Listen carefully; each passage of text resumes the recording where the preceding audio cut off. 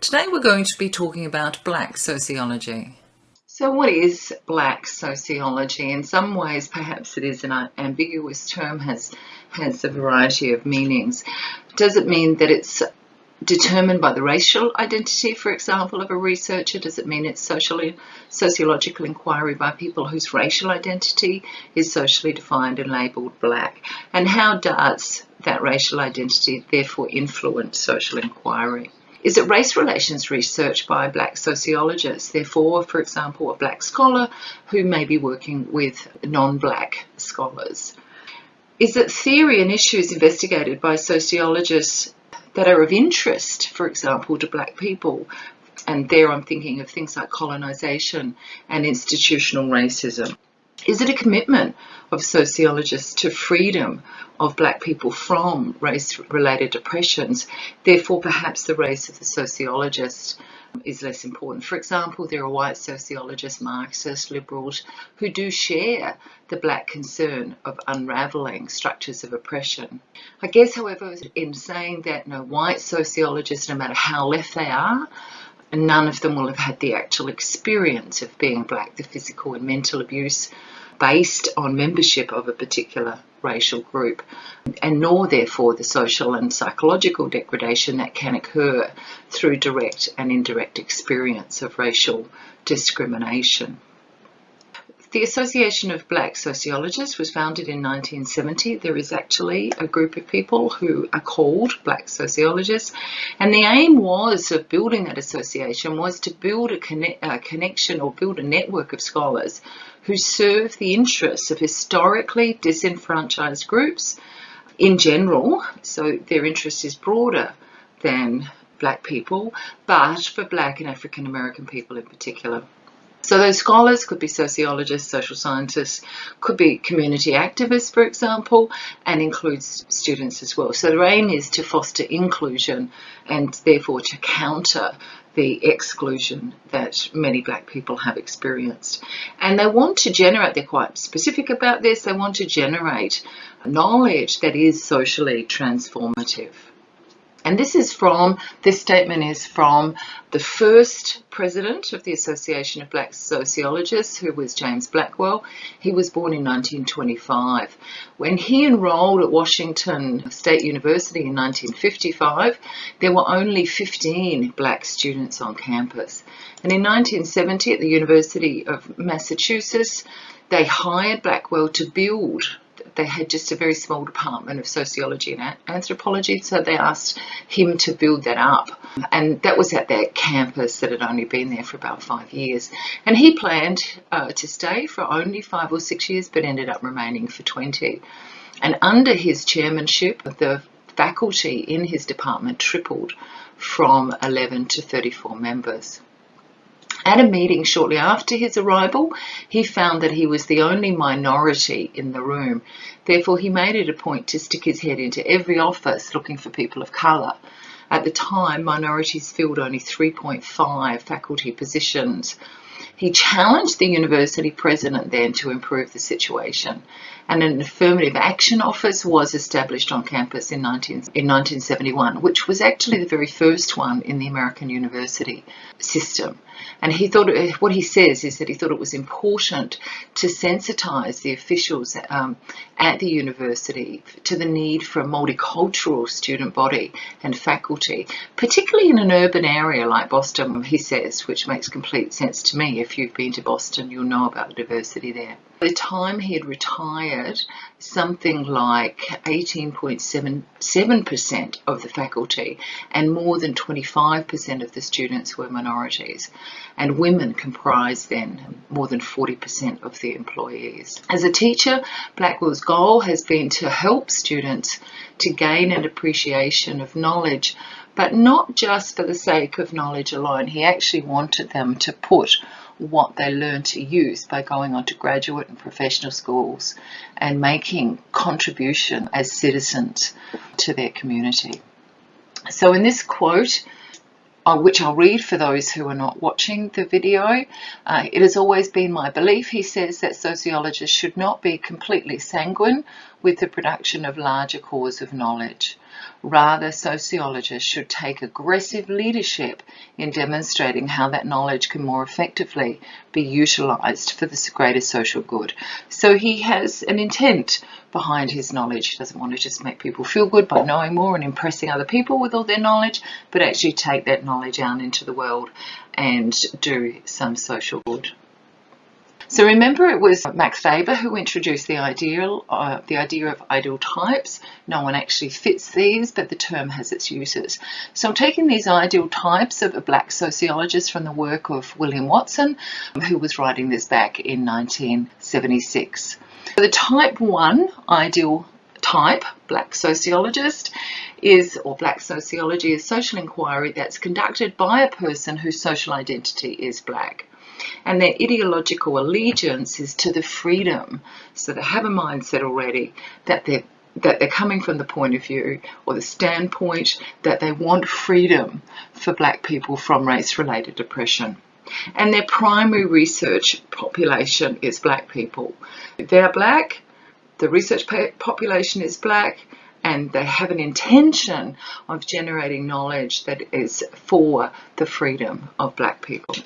The second ideal type of black sociology is a black sociologist who focuses attention on a white research population. And so therefore the interests are in the similarities and differences between black and white culture, wanting to understand the structure of oppression, to understand social and psychological factors that contribute to intergroup conflict. For example, studies of national and multinational corporations that source raw materials, cheap labour from black people to make a profit. And of course, this type of black sociology is therefore also interested in colonisation and the ongoing and intergenerational effects which are going to be both a benefit to some people and a detriment to other groups of people. So that's the second type of black sociology. The third type of black sociology is inquiries that are actually conducted by mainstream white sociologists. So this is all according to William Watson. So these white sociologists are seeking to understand the social behaviour, the culture of black people. There is a concern that these mainstream sociologists saw little in the culture of black people worth preserving, kind of expected them to become part of a melting pot, which is very much a 1970s thinking, the idea of the melting pot. Compared to the ideal of black sociology, particularly that first one, really it's the ideal type number 1 of black sociologists. These sociologists are a little bit marginal. Type 4 black sociologists are white sociologists studying white people's behaviour without any emphasis on social change. So would be having a look to see, for example, how white people respond in regard to social relationships with other groups of people, including black people. But it's more a sense of curiosity, I suppose, without that political edge of wanting to do something about creating some change, particularly in favour of black people. There's the idea that William Watson calls on, called a cultural data bank. What can go into a cultural data bank that's used for studying black culture? There's all the social theories, for example, of black sociologists around ideas around colonisation and decolonisation, ideas of institutional. So if I just back up there, I'm sure that you probably already do know that colonisation is the taking over, the settling and taking control of an area of land or a domain for use of non-Indigenous people or for one's own use. So it's possible for me to go in and colonise somebody's office, for example. So that's that idea of going in and taking over. Then also a part of this cultural data bank is the idea of institutional racism. And by that I mean a pattern of social and political institutions which treat some groups less favourably than others. And for example, there's the historic barring of prohibition against African American students from attending certain schools. That's one example. Another would be judges giving different sentences for exactly the same crime to different groups of people.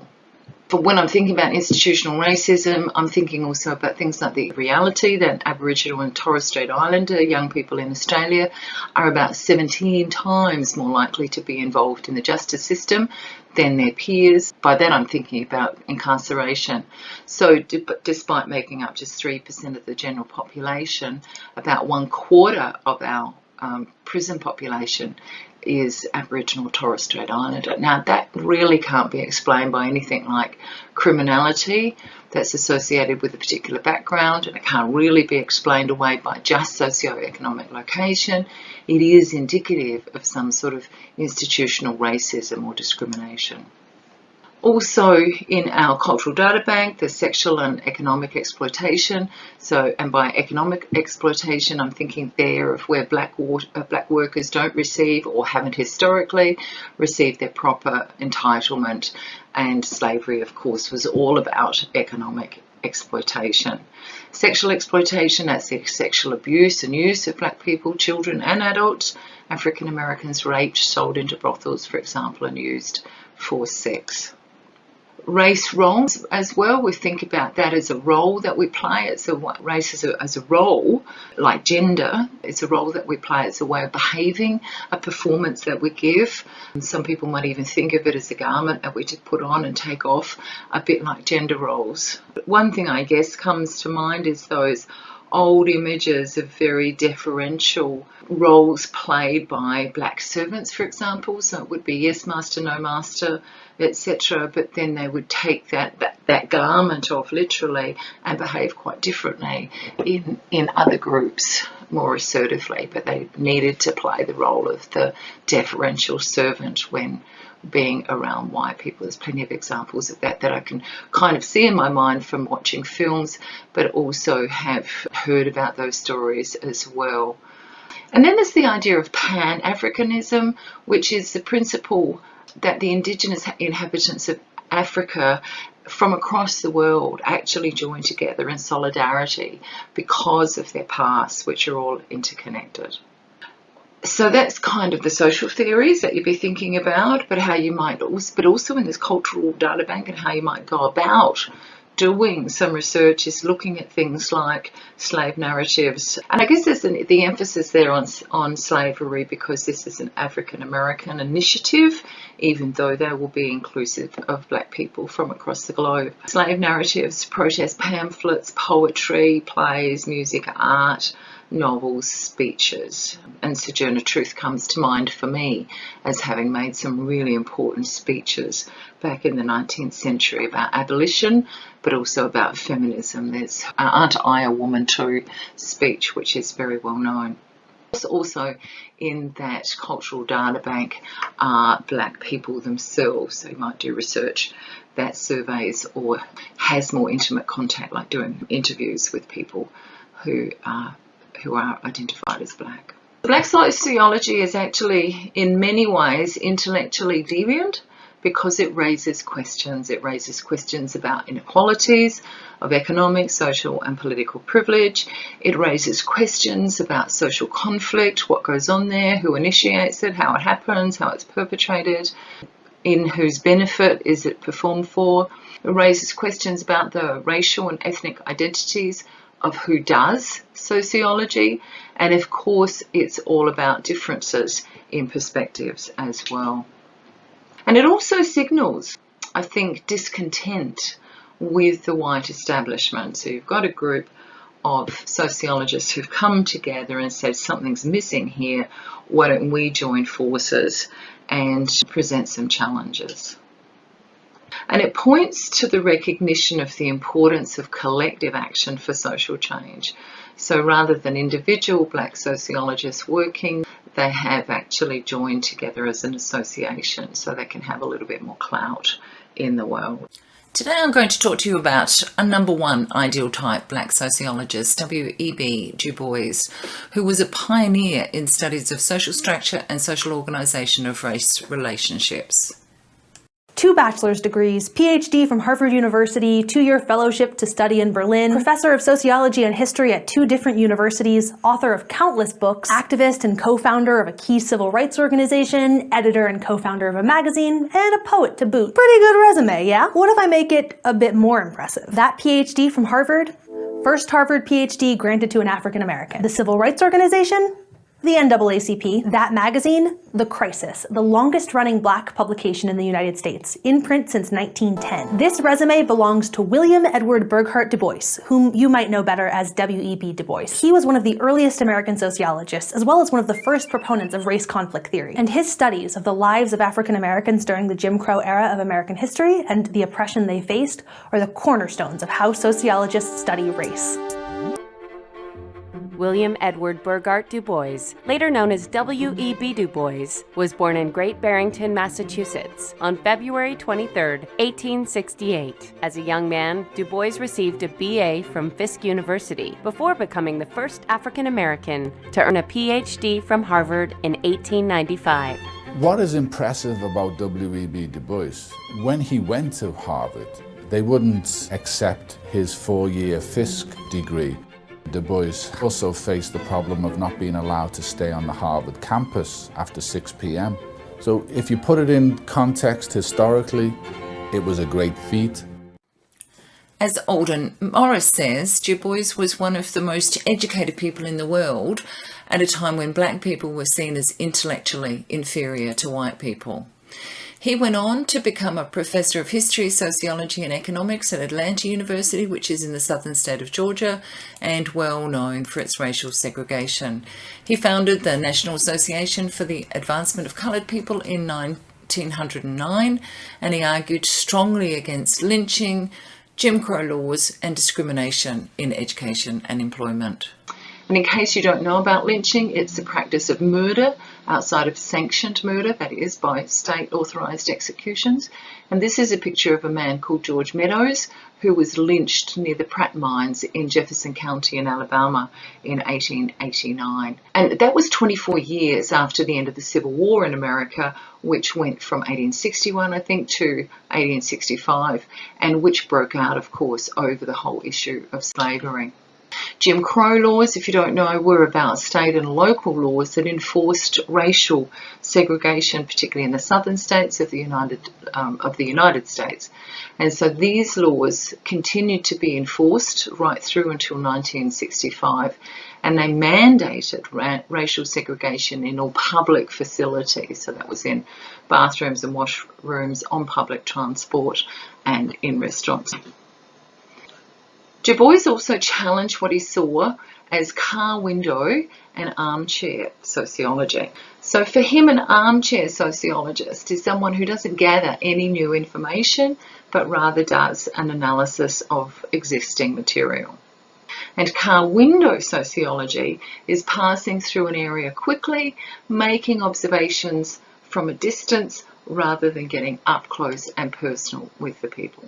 And by people, he was thinking of African Americans, and by getting up and close and personal, he was seeking to understand them and why they lived and behaved as they did. So Du Bois argued that social scientists and sociologists were actually more focused on theories and laws and principles than actually going out and empirically studying contemporary social issues. So he argued for far more evidence and far less theory, which he wasn't finding particularly helpful. And so he practiced what he preached. He went out and did an ethnographic study, which was published in 1899, and it was called the Philadelphia Negro. So ethnography is a systematic study of a people, and if you're doing any anthropology, you'll be familiar with that. And the observation is done from the perspective of the person who lives in the group of people being studied, rather than from the outsider perspective. Even though, is that even possible? Anyway, a different topic for a different day. So what Du Bois did was spend 16 months from 1886 to 1887 undertaking this study, whereby he and his wife actually moved into a particular area of Philadelphia called the 7th Ward, and I guess it was kind of a ghetto area at the time. Lots of poor black people living there. It's after the end of the war, in a period of what's called Reconstruction, and many black people were migrating from the southern states where they were released from slavery, but they weren't necessarily getting any work or decent work, and they were moving up to the northern states. So this was an area of Philadelphia, as I said, called the 7th Ward, and he and his wife lived there. And what he did was hand out questionnaires which covered a range of areas. He wanted to know about people's occupation, he wanted to know about health, their education levels, their religion, any sort of attachment to religions, what they did in their family life, and any other sort of demographic information. And he went from door to door, and he did over 5,000 personal interviews with people, which is an extraordinary number, absolutely extraordinary, and he did that with just one research assistant. And the findings revealed diversity in this community. So where people would generalize, for example, about black people, what he found that there were some people who were doing well financially, and there were people living in dire poverty. There were people doing crime, there were people also unable to read and write. So there was a diversity in this group. To explain the diversity, he said that the Negro community had their own internal class structure. And he emphasised the socioeconomic and historical causes of the so-called Negro problem.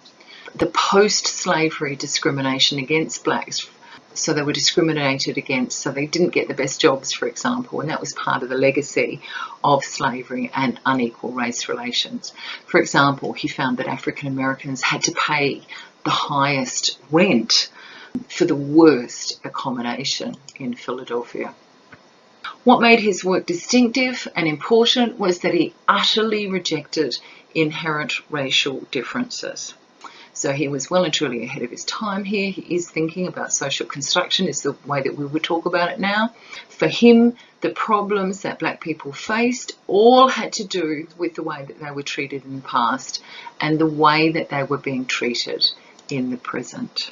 Double consciousness was an idea that Du Bois developed in his book, The Souls of Black Folk, which I have put on the reading list and which I recommend that you read. It was first published in 1903, and really, rather than a single book, it's a series of essays about race, and it's an auto-ethnographic study, so it includes his own views of that as well, so auto meaning self, and ethnographic study of a group of people, so he's connecting his own experiences back to the larger social situation. But I find it really wonderful the way in which he's written it, because he also looks at some of the spirituals, the songs that slaves used to sing in the fields, and he incorporates that into his book as well. So if you get a chance to read it, then I highly recommend it.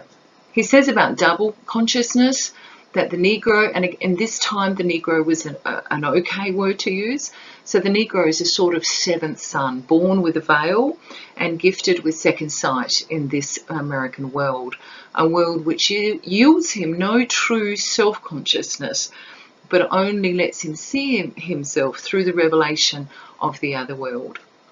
It's a peculiar sensation, Du Bois goes on. There's double consciousness, this sense of always looking at oneself through the eyes of others, of measuring one's soul by the tape of a world that looks on in amused contempt and pity. One ever feels his two-ness, an American, a Negro, two souls, two thoughts, two unreconciled strivings, two warring ideals in one dark body, whose dogged strength alone keeps it from being torn asunder. Consciousness, as I understand it, is the idea that black people see themselves as others see them, that is the dominant white society, and they see themselves as they experience themselves. For example, a black man might see himself as intellectually inferior because that was the prevailing idea at the time when Du Bois was writing. And he might also see himself as smart because he has his own lived experience of being able to survive using his wits. Du Bois goes on to say that the dilemma for African Americans is to be both a Negro and an American without being cursed and spit upon by his fellows, without having the doors of opportunity closed roughly in his face. This striving, he said, is not a weakness, it is the contradiction of double aims And the example he uses is the double aim of trying to escape the contempt of white people for being a farmer with the need to be a farmer in order to feed his family. So Du Bois says this means that the African American man doesn't really have his heart in either cause. And I'm aware that he's using androcentric language, a feature of his time, I guess, and we'll go on to talk about black feminism as well. Very much an ideal type with doing and being a black sociologist. It was social inquiry conducted by a person whose social identity is black. His ideological allegiance was definitely to the freedom of black people from race-related oppression, and his primary research population is black people. So here's another one of these ideal types, and that's Patricia Hill Collins, who is Distinguished Professor of Sociology at the University of Maryland. She went to school in Philadelphia, which is a nice connection back with Du Bois, and noticed from a very early age that she was treated differently because the majority of students were from the white middle class. She was elected president of the American Sociological Association in 2009, and she was the first African American woman elected to that position. She was the 100th president of the association, so it actually took the association quite a long time to get there. Patricia Hill Collins is best known for her intersectional research and theory. That is, she's interested in the intersection of race and gender and class and sexuality. By intersectionality, I mean the idea that oppressions intersect and compound. For example, I came from a very poor background at a time when women weren't expected or encouraged to go to university. So sexism and classism affected me, but if I'd been an Aboriginal woman, I would have had to contend with racism, sexism and classism. Many African Americans don't realise, says Collins, that they are privileged by their gender, if not by their race.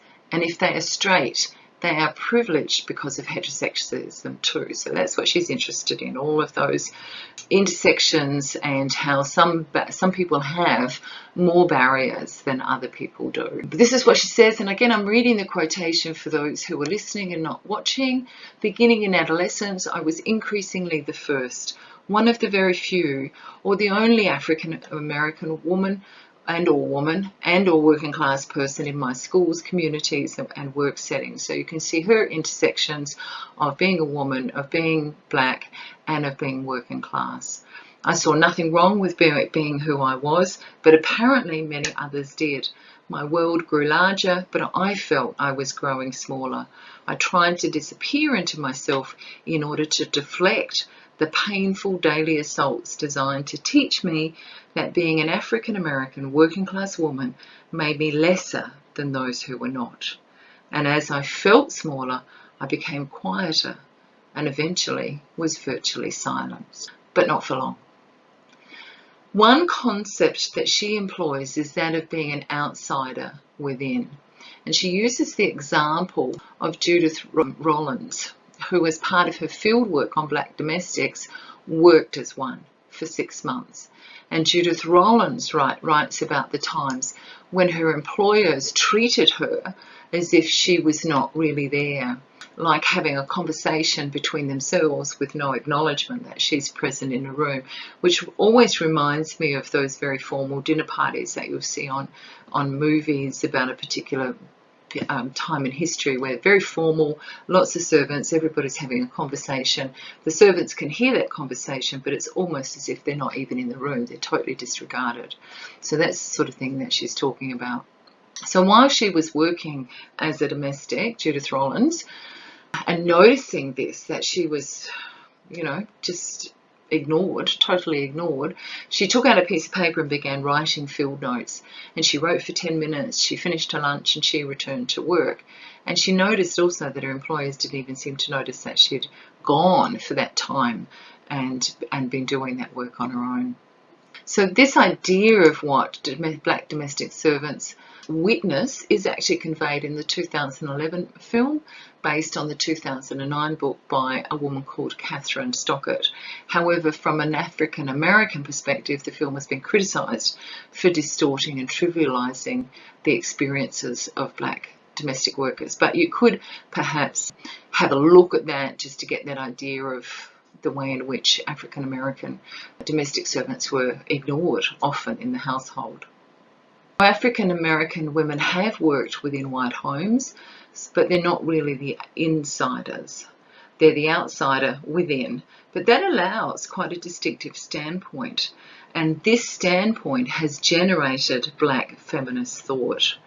So don't ever think that because you're feeling marginalised and excluded or on the outside that you don't have something useful to say, because you actually do have quite a distinctive standpoint. Patricia Hill Collins uses George Simmel's ideas about the sociological significance of the stranger. He said that a stranger actually has something of the objective about them because they have this peculiar composition of both nearness and remoteness, concern and indifference. So they can take, so I know that we've had that discussion about not really being able to be objective because we always bring with us our values, etc.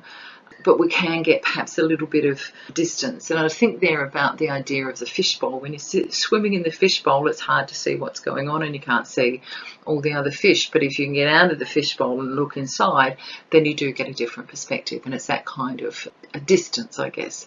And Simmel also goes on to say that people tend to confide in strangers in ways they don't with people they know. Might feel a little bit safer, the person's going to disappear and won't remember them, or it doesn't matter if they do.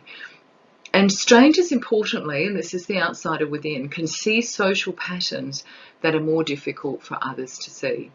And I think that is true, because if you're in the situation and you're very comfortable with it, then you're just immersed in it. You're in the fishbowl. You can't really see things that others. Patricia Hill Collins, she wants black women to create their own standards for black womanhood and value their work. She wants black women to reject internalized psychological oppression and remember that double consciousness of Du Bois, how black people see themselves as the dominant white society see them. She wants different.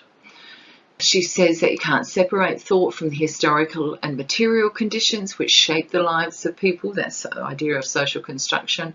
She says that black women do have this unique perspective of their experience, and there will be commonalities of perspective by black women as a group. However, there's also diversity and therefore difference within the black women group, and that diversity is around class and age and sexual orientation, etc.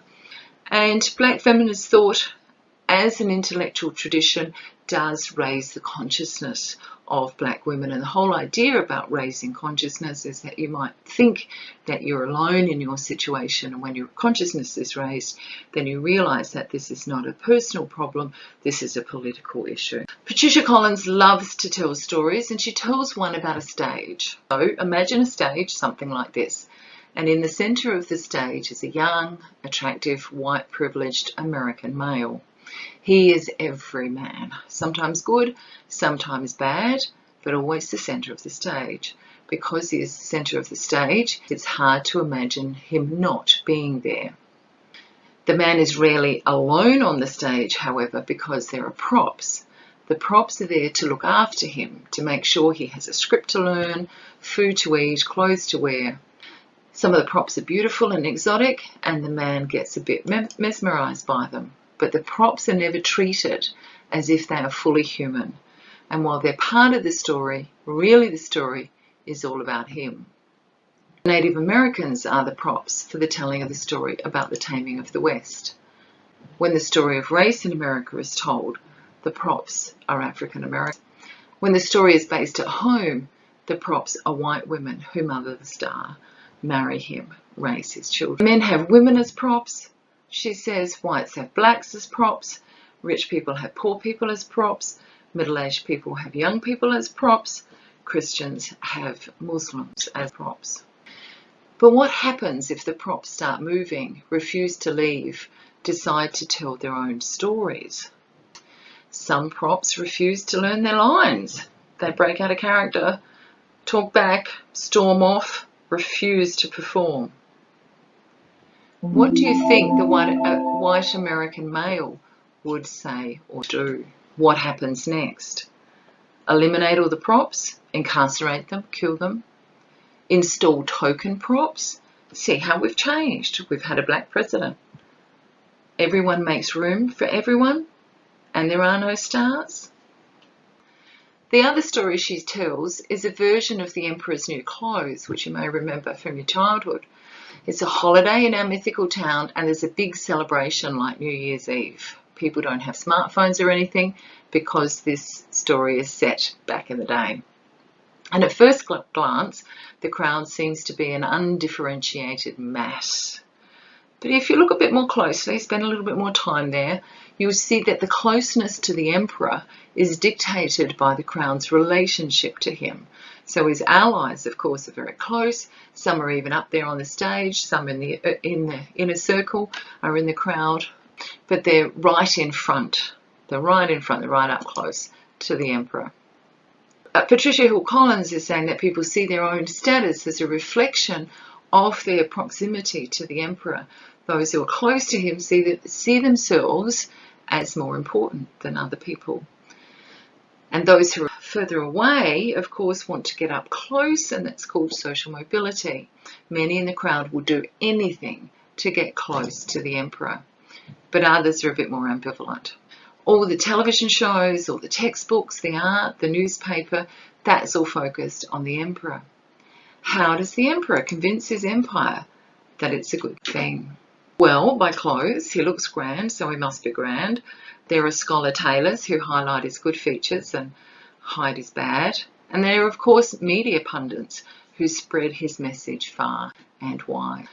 What, though, if the truth teller is an African-American girl, the person who calls the emperor out for wearing no clothes? What will happen to her? It's likely she'll be silenced, demeaned, helped, in other words, assimilated, so she goes on to speak standard English, perhaps sent off to counselling to help her drop her bad attitude. And let's finish today's lecture by listening to Patricia Hill Collins and her idea of controlling images, an idea that she worked through in her book, Black Feminist Thought. Thank you. I think the whole notion of controlling images is a little different than stereotypes. Because controlling images say, and the controlling images that have been applied to black women that I talk about in Black Feminist Thought, and we can sort of nuance that a bit more now, would be the mammy, the matriarch, the Jezebel, and the welfare mother. I believe that's the version that I have there. And those controlling images aren't just benign representations. They actually are part of power relations that shape how people treat black women, how black women receive those images, and how black women respond to those images as a site of resistance. So it's a power relation. And I argue that controlling images in general, each group that is positioned within racism, sexism, heterosexism, capitalism, has a constellation of controlling images applied to it.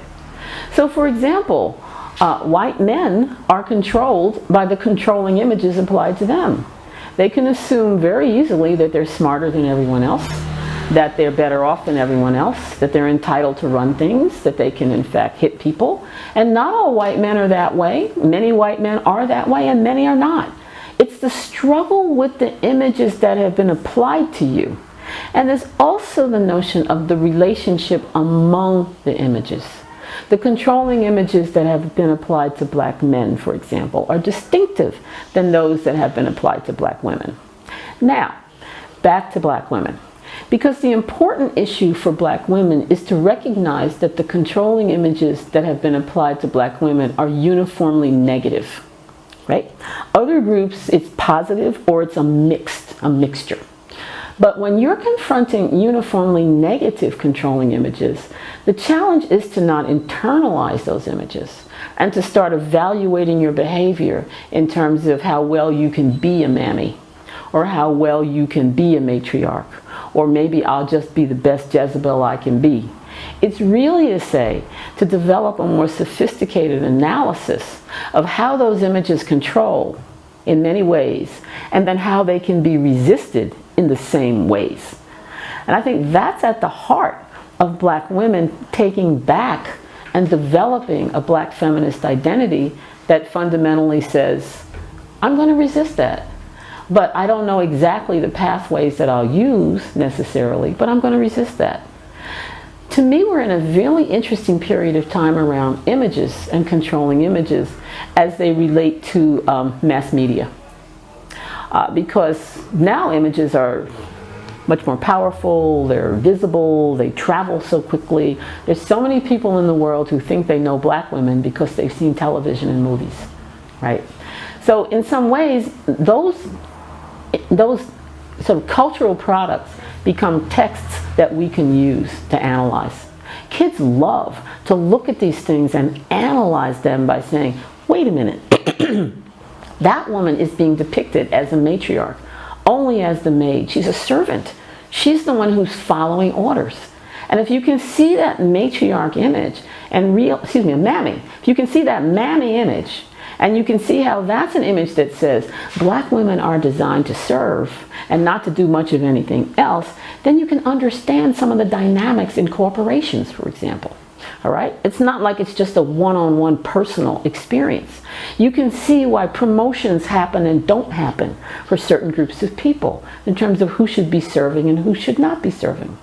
So you can begin to see the patterns of how these images are used to control. The welfare mother is a very important one.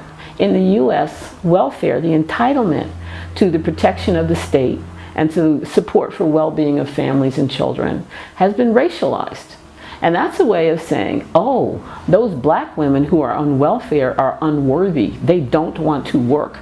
It's been an image that has consistently been used to convince other people that the state is not serving them because it's serving all these unworthy welfare mothers, or welfare queens would be another way that that was described.